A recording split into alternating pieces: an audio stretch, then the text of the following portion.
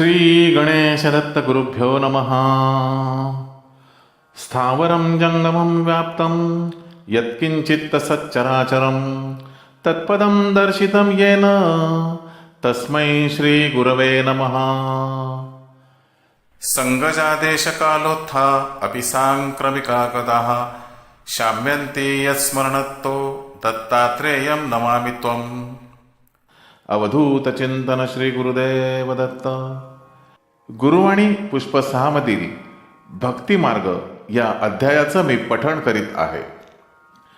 परमपूज्य सद्गुरू श्री रामकृष्ण क्षीरसागर स्वामी आपल्या प्रासादिक वाणीतून मार्गदर्शनपर आशीर्वाद देताना म्हणतात, तुम्ही सर्वजण संसारी आहात व व्यवहारात वागणारे आहात. योग साधना किंवा ज्ञानमार्ग तुम्हाला जमणार नाही. त्यासाठी लागणारा वेळ तुम्ही संसारातून काढू शकणार नाही. शिवाय त्यासाठी आवश्यक ते कष्ट तुम्हाला सोसणार नाहीत. तरी या दोन्ही मार्गांची आम्हाला संपूर्ण माहिती असली तरी या मार्गांचा सल्ला वा उपदेश आम्ही तुम्हाला देत नाही. तुमच्यासाठी भक्तिमार्गच योग्य व श्रेष्ठ आहे. संसारी लोकांसाठी भक्तिमार्ग सोपा व सरळ आहे. भक्तिमार्गाचा अवलंब केल्याने ईश्वराची मदत लवकर मिळते. यामध्ये एकच गोष्ट महत्त्वाची आहे आणि ती म्हणजे पूर्ण विश्वास व गाढ श्रद्धा ठेवायला पाहिजे. श्रद्धा हेच या मार्गातील महत्त्वाचे अंग आहे. ज्या भक्तांची देवाच्या ठिकाणी व गुरूंच्या ठिकाणी पूर्ण श्रद्धा आहे, विश्वास आहे, अशा भक्तांना संकटाच्या वेळी अवश्य मदत दिली जाते. काही भक्तांना संकटातून बाहेर खेचले जाते.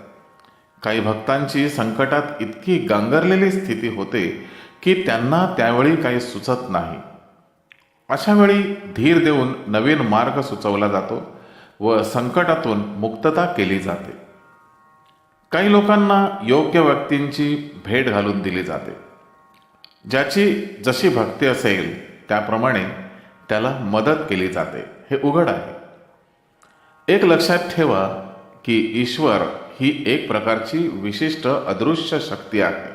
स्मरण केले की ताबडतोब धावून येते आणि ह्याच दिव्य शक्तीच्या माध्यमातून आम्ही तुम्हाला संकटात मदत करीत असतो.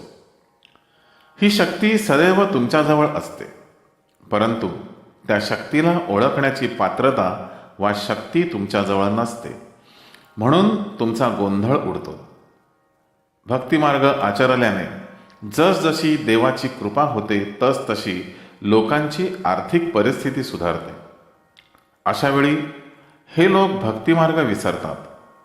पुष्कळ लोक श्रीमंत असतात. अशांपैकी काही लोकांना असा गर्व व अभिमान असतो की पैशाच्या जोरावर वाटेल त्या वस्तू मिळू शकतील. एखादी व्यक्ती श्रीमंत असेलही, परंतु तिला मानसिक समाधान नसेल तर त्या श्रीमंतीचा काय उपयोग? संतती नसेल तर काय उपयोग? संतती वेडीबिद्री निघाली, आईवडिलांना न जुमानणारी निघाली तर ऐश्वर्याचा, श्रीमंतीचा काय उपयोग? अशा वेळेला मनुष्याला देवाला शरण जावेच लागते व स्वतःची जाणीव दूर करून घ्यावी लागते. एखादा मनुष्य निर्धन असेल परंतु पूर्ण समाधानी असेल व अशा माणसाची मुले कर्तृत्ववान निघाली तर त्याला शांतता व समाधान लाभते आणि जीवनामध्ये शांतता व समाधान हीच महत्त्वाची व मोलाची बाब आहे. फक्त मनुष्य देहातच ईश्वराची भक्ती होऊ शकते. मानसिक समाधान हे फक्त मनुष्य देहातच मिळते, कारण ईश्वराने इतर प्राण्यांपेक्षा मनुष्याला मन व बुद्धी या गोष्टी अधिक दिल्या आहेत. बुद्धीमुळेच मनुष्य विचार करू शकतो, बरे वाईट समजू शकतो. ज्याच्या मनात कुठलेच कपट व स्वार्थ नाही, फक्त निर्मळ भक्ती आहे, ज्याची भक्ती श्रेष्ठ आहे, अशा श्रेष्ठ भक्तांना ईश्वरच भेटायला येतो. याचे परमपूज्य श्री टेंबे स्वामींचे एक उदाहरण आहे.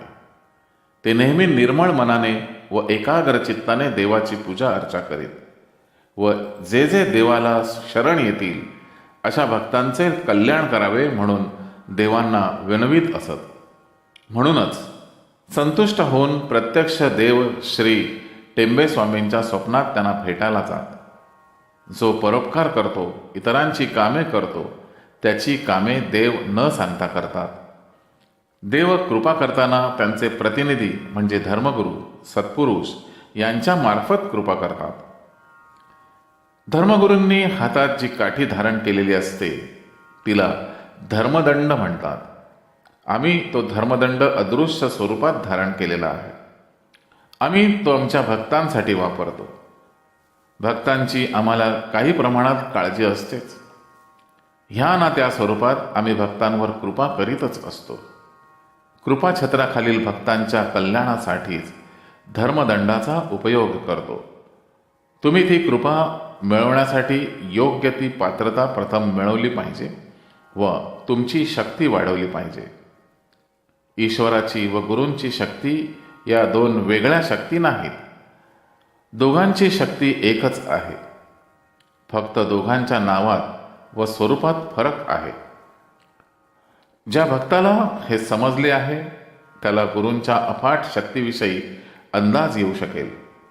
गुरूंची भक्ती व सेवा करताना त्यांना ईश्वररूप माना, म्हणजे तुमची प्रगती लवकर होऊ शकेल. अशा रीतीने भक्ती मार्गाचा अवलंब करा. नित्य गुरुवाणी या ग्रंथात परमपूज्य सद्गुरू श्री रामकृष्ण क्षीरसागर स्वामी मार्गदर्शनपर आशीर्वाद देताना 3 एप्रिल म्हणजे आजच्या दिवशी म्हणतात, कोणत्या कर्मासाठी कोणते मंत्र म्हणायचे, कोणत्या रोगावर कोणते मंत्र म्हणायचे म्हणजे त्यातून शक्ती निर्माण होईल हे वैदिकांनाच माहिती असते. त्यामुळे हे कर्म करण्याचा अधिकार, जबाबदारी ब्राह्मण वर्गाला दिलेली आहे. त्यांच्याकडून पौरोहित्य करून घ्यावे आणि शक्ती मिळवावी. वैश्यांपर्यंत वेदपठणाचा अधिकार दिलेला आहे. तरीही आचार विचारांचे पावित्र्य सांभाळणे अत्यंत महत्त्वाचे आहे. राष्ट्रावर संकट आले असता क्षत्रियांवर संरक्षणाची जबाबदारी असल्याने ते वेदाध्ययनासाठी दैनंदिन कामात पुरेसा वेळ देऊ शकणार नाहीत. म्हणजेच पर्यायाने क्षत्रियांना आणि वैश्यांनाही आचार सांभाळणे अतिशय अवघड आहे. म्हणून यज्ञयागादी कर्मांचे संकल्प क्षत्रियांनी सोडावेत, वैश्यांनी त्यांना अर्थसहाय्य करावे आणि वैदिकांकडून ही कर्मे पार पाडली जावीत असा संकेत आहे. श्री गुरुदेव दत्त. गुरुबंधू आणि भगिनींनो, या पुढील पठणासाठी आणि मार्गदर्शनपर आशीर्वादांच्या पठण आणि श्रवणासाठी पुन्हा भेटूया उद्या सकाळी 6 वाजता. श्री गुरुदेव दत्त.